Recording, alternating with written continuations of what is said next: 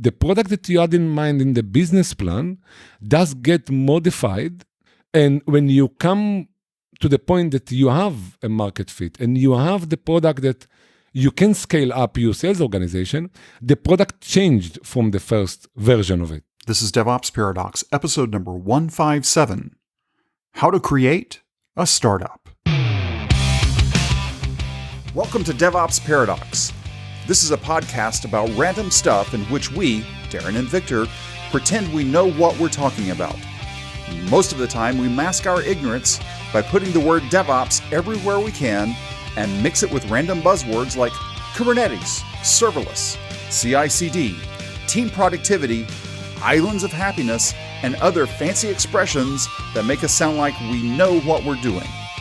Occasionally, we invite guests who do know something, but we do not do that often since they might make us look incompetent. The truth is out there, and there is no way we are going to find it. P.S. It's Darren reading this text and feeling embarrassed that Victor made me do it. Here are your hosts, Darren Pope and Victor Farsick. Victor, you and I have worked for startups many times. You're currently working for a startup. I'm working for a long-term startup, if you will. But sometimes when you're getting started with startups, you need things. You need unlimited sodas, coffee. Oh, wait, no. You need money, right? In some way, shape, or form, you need money. You need people. Now, if you can convince people to work for free, then you don't need much money. But if you do, then let me know how you did it. Yeah, that would be pretty hard. But today we have a guest on to talk startups. Victor, this is a little different too. We've tried recording this one before. It didn't work out so well. But fortunately, the guest also lives where Victor lives. So Victor actually has somebody in his studio today. Yeah, this is the first time any guest was in this studio. Or actually anybody except my wife. So we have a guest, special guest coming from Israel, living in Barcelona. I will let him say his name so that I don't make a terrible mistake. Hello guys, my name is Aharale Batonia. I live now in Barcelona for 10 years. I am passionate about startups, but I am also passionate about ways to make money because we do need money in order to grow organizations, in order to have a startup which is reaching the maximum potential. We always need to think about the ways we are going to make money. What to do? What do we do to need to make money? Do we need to have a product, an idea? What is it? Many times a good idea can be enough because good idea is a product. If for somebody it appeals, it is a product in itself, although it is only an idea, only on a paper. So a good business plan can bring a lot of money, of course. And every round that we do in our business of fundraising is built on an idea because we have the idea that we can make it grow, we can make it happen, we can bring enough clients per month, per quarter, per year in order to justify the growth. So it is. And a good idea can be enough. How does it work with startups? There are actually two personas I want to mention here. My girlfriend, which half understands what's going on and somehow understands how that works. And then my mom, whenever I explain her how it works, she does not believe me. She says, okay, so you get money from somebody, yes. You're not generating almost any income, yes. And then what do you do next? Well, mom, we go into next funding round and then we get more money without generating income. And her brain just explodes. But that's the description of a startup world initially, right? I don't make money, people give me money, and then they give me more. It is true. It can be mind-boggling for some people, the concept of how it works. But it's actually built on trust in the concept that we are talking about, because you will not succeed to raise money for a startup about orchestrating Kubernetes from a company that is selling engines for trucks. No, you will go to somebody that really understands and can, by understanding you, it can actually say, this does make sense to me. I see the potential and therefore I am investing in it. It's not just because we have a good idea and we have a good market and a good numbers and a good business plan, we will get money. It is all built on the trust that actually we do understand what we are talking about, and therefore we are investing. So a VC or investor or business angel is understanding from where you are coming from, is able to understand the problem you describe, is able to understand that the client that has that problem will be willing to not only listen to you, but when the time comes, sign the contract and pay you. And therefore, by seeing the potential and the possibility to grow that kind of a business out of this trust, the VC or the investor is putting money. Now, any investor would ask any startup to create money as fast as possible. Although we know the story of Amazon that they took them really years and years of being in red numbers. But these days, if you and I tomorrow are going to a VC and saying to them, we have a revolutionary tool how to orchestrate containerized or Kubernetes. And we do have something which is really special because it's really also visualizing all the infrastructure and all the servers and all the consumption of those Kubernetes. It will not be enough. Every VC will ask you, okay, who is the client and how fast we can do a proof of concept so the client is actually signing the contract and passing the money from one bank account to another.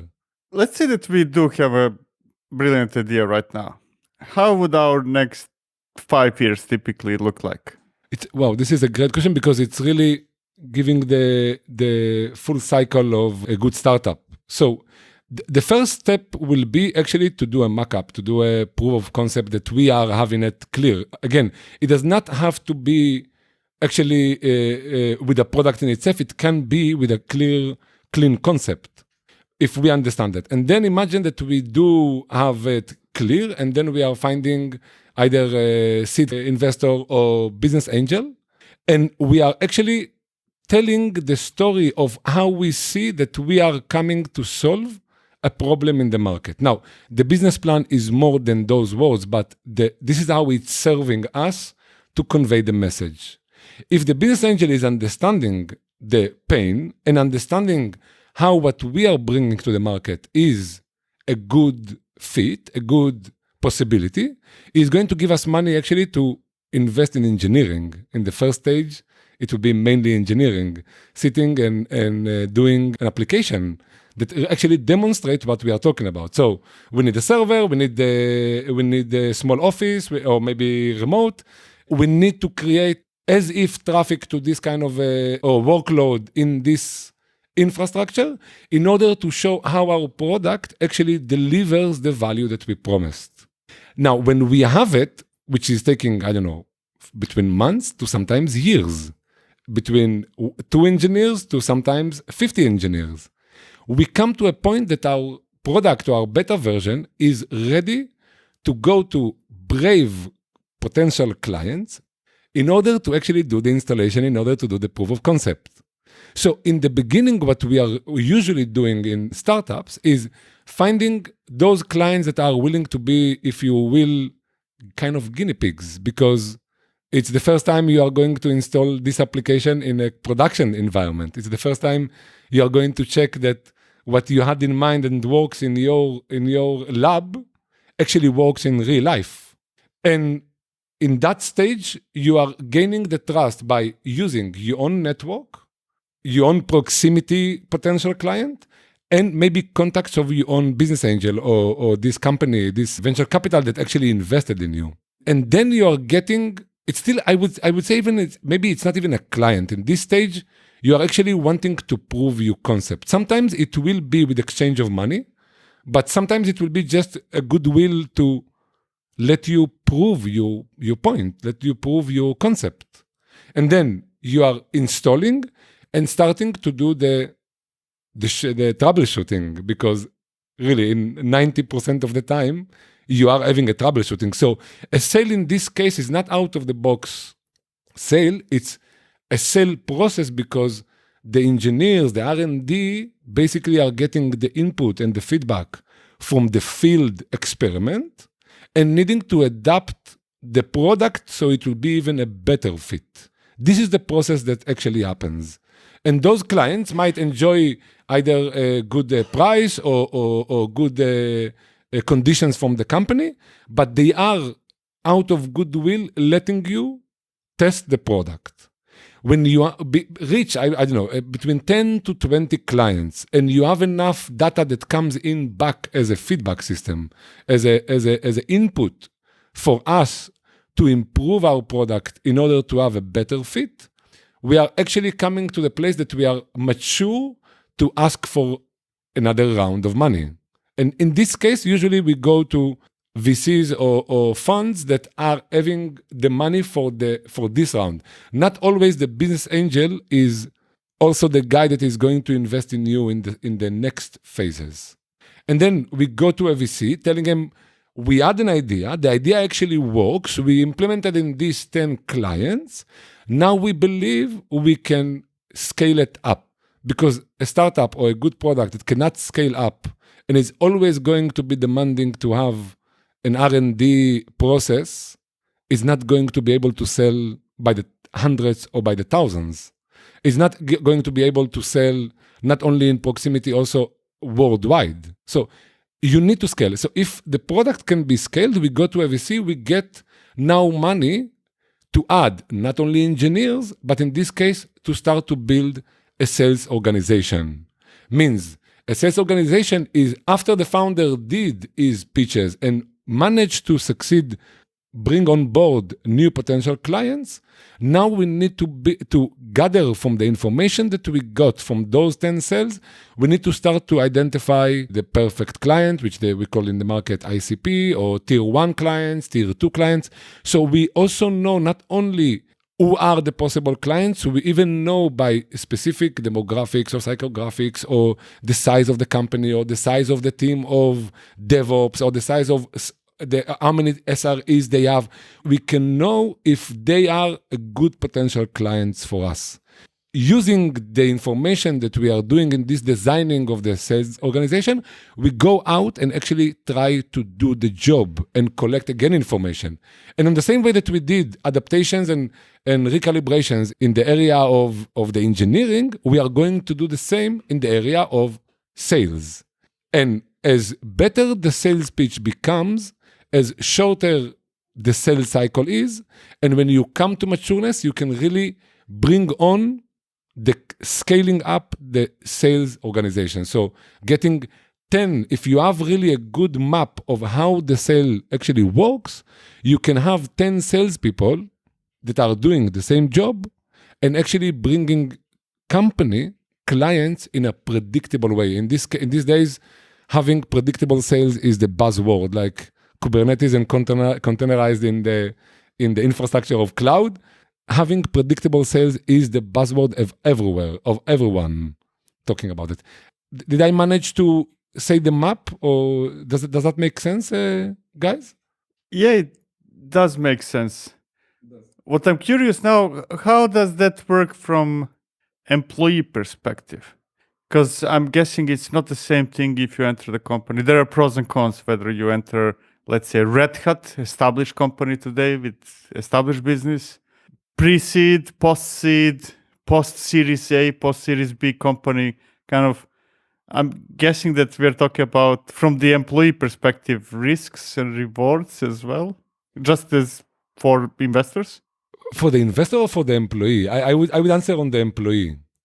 For employee. So the employees that are coming in, and it doesn't matter if it is the engineering team, the sales team, or in this case, as the company grows, you start to have also people team, and you start to have sales operations, and there are different types of departments that are actually kind of a must when building a company.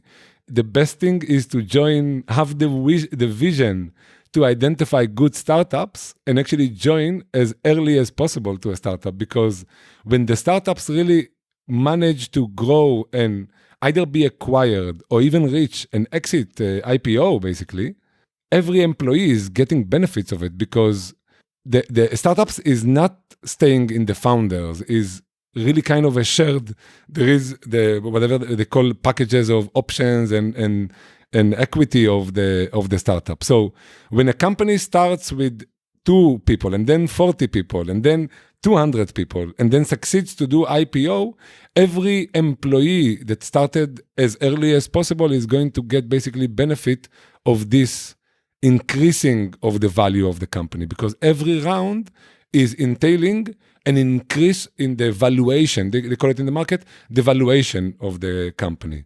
So from the point of view of employee, if I am tomorrow to join a startup, from one side, I would like to join Red Hat because it's really an established company and everything will be clear and there will be processes and almost bureaucracy about everything. But when you join a startup, you actually have the chance to influence all those steps that are happening in big companies, and that you might, or I might see the pros and cons in every process. If I'm joining a company and I'm building for them the sales organization, I can implement all those improvements and tweaks that I have in mind. So there is more influence from the employee point of view, and there is also more benefit if the company actually makes it. And then basically by this, it becomes like as if all the employees are partners, because when the company grows, also they grow. So there is involvement in a much deeper way, in a much more committed way. So people are becoming excited to help the company, excited to help everybody else to go forward. So this is from the employee point of view. If I understood you correctly, Victor? Yeah, but there must be downsides, right? I mean, in my experience with the companies I worked in, and I imagine that that's also widespread, is that you're getting shares for certain value, and that value is expected to grow 100 times or whatever the coefficient is, with the risk of that not becoming anything, because many startups fail, and also in exchange for less money, in terms that I don't have capital. I cannot pay you what Red Hat is paying you because they have money. I don't. I'm giving you shares in exchange for smaller salary, right? So it's not necessarily, correct me if I'm wrong, right? It's not necessarily, hey, startup is better or worse. It's just different type of compensation which might or might not pay off, right? Yeah. I think I get your point. There are actually, the environment of a startup is not actually a good fit for every type of human being, because imagine that a good engineer is able to do a good job in a startup and help really build an amazing product. But if the engineer himself is wired up, or his personality, or whatever we can call it, is looking for security, being in the conditions of living in a startup that is really, they call it in the stages of business, they are in the stage of go, because we need to go out of obscurity. We need to become known, and everybody is actually doing as if kind of sales, because engineer that talks with a client needs to have an approach of sales, because it's a startup. Every client that we lose can be the end of the story. So for not for everybody, it is actually fitting also from personal point of view. You need to fit that environment that is so hyper growth, hyper scaling, and speed is everything. This is from one side. And from another side, it's true. How many times it happened that you do join a startup because actually it makes sense to you. They manage to get the seed money, maybe even the round one money, but when it's coming to scaling up, it's not working, and then the round B is never coming to reality. And then basically expectations are getting shattered and dreams are getting shattered, and you need to find yet another project in that type if you like those startups. So there are, I would say, probably many disadvantages, but actually it's difficult for me in this moment to bring on, because I actually love startups.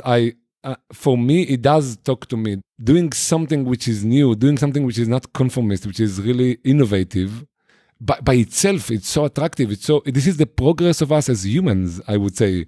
So startups is going back. It's not only from the days of the .com and in the last 50 years.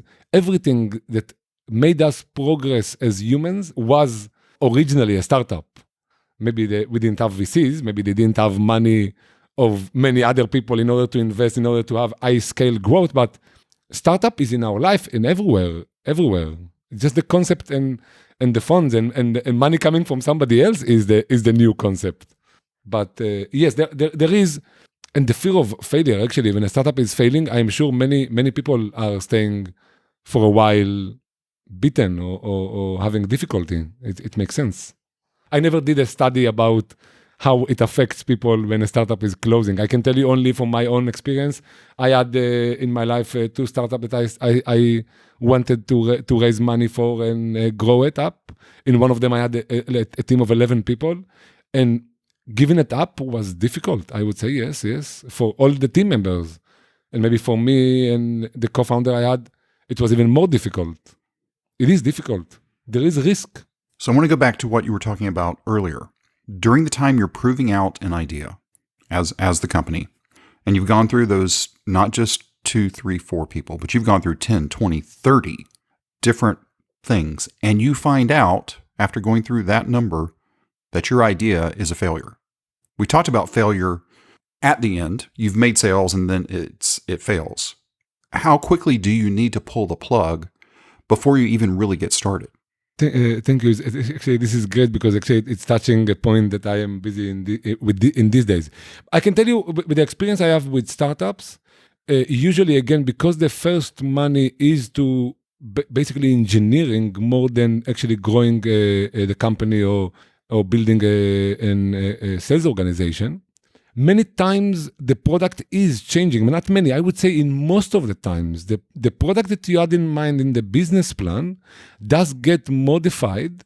And when you come to the point that you have a market fit and you have the product that you can scale up your sales organization, the product changed from the first version of it. So I would say it is about this first team of engineering that can get the feedback from the potential client and actually change the product into something new. I can give you an example if you want. In the last startup that I was involved with, the original money they got, the original funding they got was for a special product or a special way to deal with load balancing. Because they thought that this was the bottleneck of the clients. So they were pitching in the first 6 months a solution how to improve the load balancing in the infrastructure. And by sitting in the clients' houses and offices and talking with them, they actually realized that the big problem is not the load balancing, but the over-provisioning of the compute and the CPUs and the memory. And then they took almost with the same elements of the technology and they changed the concept. Instead of working and improving performance of load balancer, they moved into improving performance of CPU by actually touching or going into a new place, which is the OS and kernel level. And actually, the last week, I got in my feed that Intel is going to buy them in the end of Q2 this year, so in a few months, for a huge number of 600 million or something like that. So in 2 years' time or 3 years' time, a company had an idea, managed to go into companies with the original idea, and while getting the feedback and getting the input from the clients, changed actually the product, and now they are getting acquired for the new product they made. So it is something that happens. I don't know if you, in your experience, you know stories like this, but I'm sure it is, because whatever you had in the beginning, it was a good idea, but then reality is helping you polish the diamond, make the diamond more relevant for the current market, for the current situation. Did I answer your question, Darren? Yeah, you did. Well, actually, you answered a variation of my question. So that was the case to where you had an idea, you realized as you were going through your validation that it wasn't so great, but you saw a new pattern that ended up turning great, right? So that is one path, and I hadn't thought of that one. The real path I'm talking about is I've got an idea, I've gone through my 10 to 30, I saw nowhere else to go. How quickly do I need to kill what I'm doing now? Again, because it's a sweet spot of me or a sensitive spot of me, I want to answer here with the cautious of being a bit biased, okay? So in my last venture, now I am realizing, after I closed it in October or November, I am realizing now that I should close it 2 or 3 years back. So here I would say a suggestion rather than being the smart guy. I would say a suggestion. Always keep having a mentor which is containing you, which is bigger than you, having more experience than you. So somebody can really tell you if you are in the right direction, and your what you call perseverance and being committed is not becoming against you. So I don't know if it makes sense what I'm saying, but it is like this. Sometimes you need to be brave and really acknowledge the reality and say, you know what? It was a good idea, but it's not working. It was a good idea, but nobody wants to buy it. It was a good idea, but in this format, it's going to be only a black hole of resources, and we need to stop it now. And you need to have braveness for it. You need to have, I didn't have it in my last one. I didn't have it in my last one. And then I was saying, if I would have a mentor really in a constant way, I believe now that a mentor would save me from 2 years of insisting, of being stubborn, of being as if committed, as if, because it was more than that. I just wanted it to work. It was a wish.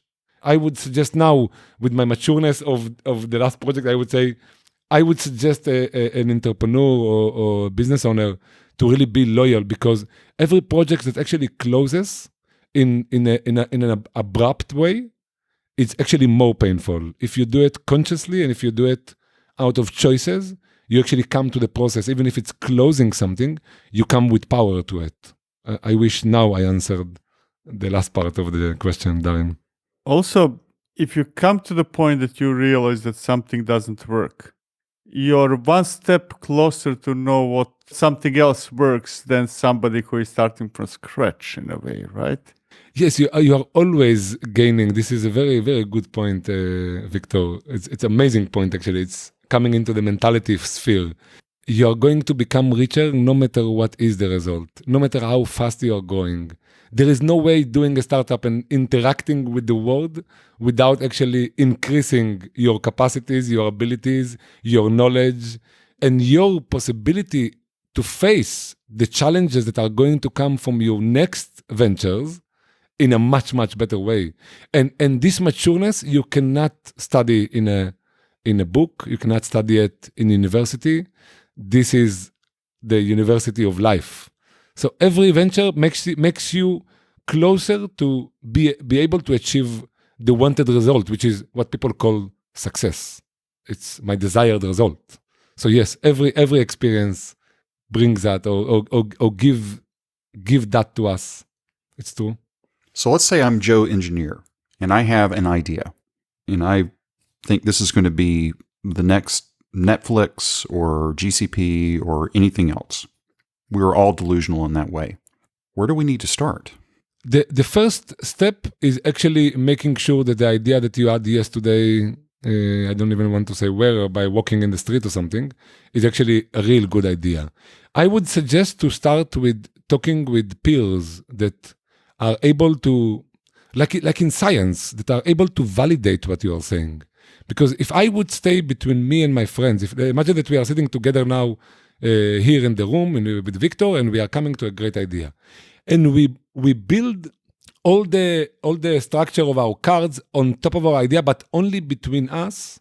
We are getting no valuable feedback from our peers. So the first step I would suggest always is talk with peers that understand. So in Victor's case, you should not go to your mom because she will not understand what you're talking about. But talking to your peers, going to Darren and telling him, look, Darren, this is the idea I had. And this is how it's going to work. And this is who might be able to buy it, and it will be really valuable for him. What do you think? Who else can we talk just to validate the idea? So I would say the first step is to validate the idea. After validation of the idea, I would say the next step is writing a fast business plan. You don't need to have a business plan of 100 pages, but having a business plan that describes basically the problem, the solution, the potential market, the potential pitch, so the client will understand the problem like you understand it, and then the possible solution. It's good enough to also, again, when you put it in writing and you read your own business plan, many times you do get already an insight if you are in the right direction or you are missing something. So those will be the first steps. And then when you are already having those steps done, you are ripe enough to approach somebody with money, with smart money or stupid money, but a business angel that is willing or is having money to invest in such a venture. And from there,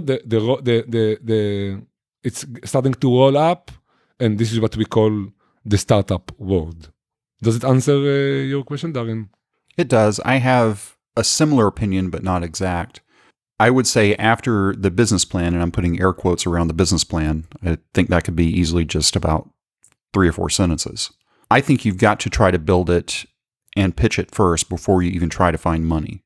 I think you wouldn't necessarily go to your 10, 20, 30 we were talking about, but I'd probably try to go to at least 5 to 10. To do a Can I pre-sale, prove it out that way? To do a pre-sale. Yeah, I would do. It's basically a pre-sale to really get the validation right, because that quick validation will inform the quote unquote business plan.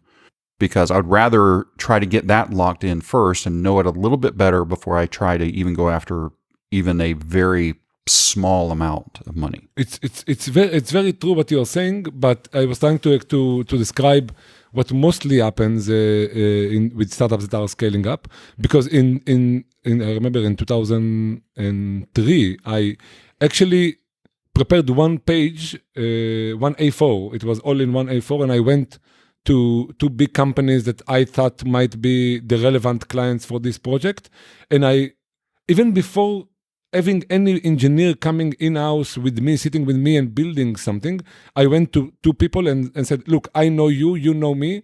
This is what I have in mind. I believe you are a potential client for it. Do you think it's a necessity? Do you think when I have something, you would take it on? So it is a very valid concept. If you can build a mock-up of a product in that scale, that you can go already with something straight away, you might jump or do a different route than sitting for 10 months, 15 months, 20 months, and build with engineers the product. But in many times, it does work like this. You do build something in order to actually go to the market, because sometimes the idea is actually difficult when you are building a product. For example, I would use the same example like before, to improve performance in working on the OS on the kernel level, as it was not made before, as you are really in the innovative part of it. It will not take you 2 weeks or 2 months, you and your friend building it and actually coming to a mature product that can be installed in a client side, in a production environment. So here we're coming to nuances. Depend what is the product, depend how the product is going to perform and in which environment. But sometimes it's very, very true what you said, that you can build something that shows the result. Like Google could show what is their power of their algorithm before having any client, before having any business around it, because they already did it. It was already functional. It was about sports, but it was functional. There are also investors, right? Now, if I exclude what I'm guessing you meant by stupid money, kind of, I just got inheritance money, I want to invest in something.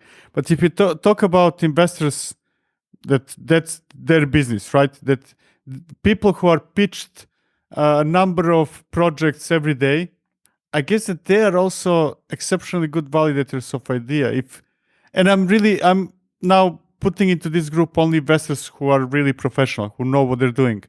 If they say no money, that's a sign it's a bad idea, right? And if they say yes money, no? No, I'm sorry. No, I will not agree. I will not agree. Although you can take it as part of the feedback system, but how many people got a pitch of a company which is in the end became really multinational companies, that many VCs and many investors told them, sorry, I hear you, I see you, but I don't believe you. So I don't think it's going to work.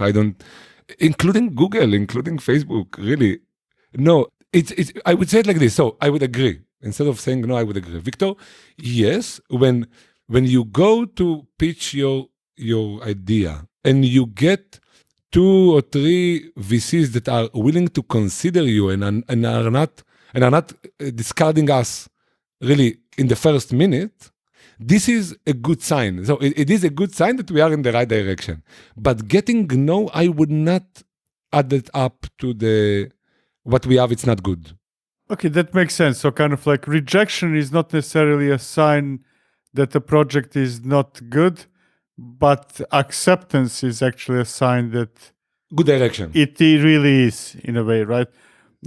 Especially, I'm guessing if you get 3 VCs, then kind of that's, hey, there are 3 companies, 3 funds that think that this is a good idea or something like that. Yeah. As a founder, actually, many founders are trying to actually reach exactly that spot that they have not only one potential, let's call now the VC a client. So let's call him, if it's a client, instead of having one potential client, you have 3. And then when you are communicating, and it is happening quite a lot, when you are communicating with A, that you also have B and C interested, and they are having in mind X amount in the valuation, for example, you are actually having more power to influence the deal. Because if you have only one potential client, the power games are actually not fun. Because a VC, what is looking for? A VC is having money, it's not all his own money, so he's having in this agenda to bring the highest possible value to his stakeholders. So if he's the only potential client, why wouldn't he aim to have the maximum from the relationship? So we should have always pitch to more than one. So we have, let's call it competition if you wish, but we have any kind of influence on the process, that we are not totally in the hands or in the mercy of the guy that really puts the money or take the decision. Because again, not all VCs are actually acting in the same way. Not all of them are having the same values. Not all of them are going to treat you in the same way. If it's possible, you should also choose with whom you want to work. Who is the investor? How it's going to be? Because it's going to be part of your life in the coming 6 months, 12 months, depend how much time is willing to invest in your venture, but it's going to be part of your life. So if this answers the point. But it's true. Choosing a VC. It's also an interesting concept. The story about investors, VCs, and how that works looks almost indistinguishable from selling to VCs and selling to end user companies. The stories look very similar, as if it's very similar reactions and process and so on and so forth. Yeah. In a way, you can say it is true, because the value proposition does not change much. But the only thing that it does change is the terminology, is the interest point. For example, let's go back to the orchestration tool that we were almost inventing here on the fly. The VC does not really care how many containers the end client has and how difficult it is for him to manage and orchestrate it. And this is why orchestration tools actually exist. And this is why the big providers are having their own tool for Kubernetes and so on. The terminology I will speak with the VC is by describing to him the problem of the client and telling him how I am going to solve it. But when I'm going to pitch the same product to the end client, I will talk with him about his own problem. So it's not really the same, although it is on the same spectrum, it's on the same line, but it's not the same terminology, it's not the same metrics, it's not the same, although it is almost the same, but it's not the same because it is different. The metrics that you as a infrastructure manager or VP of engineering, what you want to have from that product and what the VC want to have from that product is really totally different. The VC want to know that this is going to scale and is going to put in the name, in the behalf of his investors, he's going to put the money, and actually in 3 years' time, he's going to multiply it by N, by X, or by... So it's the same but different, if it's possible to answer like that. You know, in India, they say it a lot. Same but different. Okay, so if people want to talk with you, what's the best way for them to get in contact with you? By LinkedIn, by email, by phone. I don't mind even to share my phone. I would say first for what to contact me, what I can and I'm willing to do for, because I'm now in actually a junction, to be honest, in my career. I am choosing between options. Do I want again to go to venturing and having my own projects? Do I want to join projects of somebody else? I did try lately to join a project of somebody else. It was actually fun. But what I can help, if you are a startup and you have an idea and you want help in the beginning, in the process of validating the idea, somebody that maybe sit with you to build your pitch, somebody that will sit with you and build your deck, your presentation, and work about the product, because VC, not VC, but a founder usually really has a deep understanding in the product, but not always it's easy for them to translate features and benefits and what the product can do into the language of the client, because they are kind of in love with the product. It's their baby. And adapting the language is very important, because imagine I'm calling Victor and I have in mind my idea and I'm pitching him my words and what is exciting me, but I'm missing the idea that actually Victor is interested in something else as a potential client. And actually I miss, and I might even think that my product is not good. So adapting the message and realizing that somebody with experience can help you adapt the message in order to find your market fit is very important. So if you want to have help in this stage, just ping me on LinkedIn and we can have a short call. If something will come out of it, it will be nice. If your business is really going to grow, I might even join your own venture rather than being just a consultant. It would be actually a fun idea. If I would know that in 2 months' time, actually, I can work for 5 startups. So one on like Elon Musk, one on Monday, one on Tuesday, one on Wednesday, one on Thursday, and one on Friday. It would be a lot of fun, because I would have increased my knowledge. I would be able to bring my value in the maximum way, rather than helping one company and going into the ins and outs of one product. So this is the idea. This is where I might be able to help the listener. If you want somebody to help you build the beginning of it, the beginning of a sales organization, the beginning of the pitch, maybe even doing some phone calls that you are not comfortable to do, this is something I am interested to help potential startups. Did I answer your question, Darin?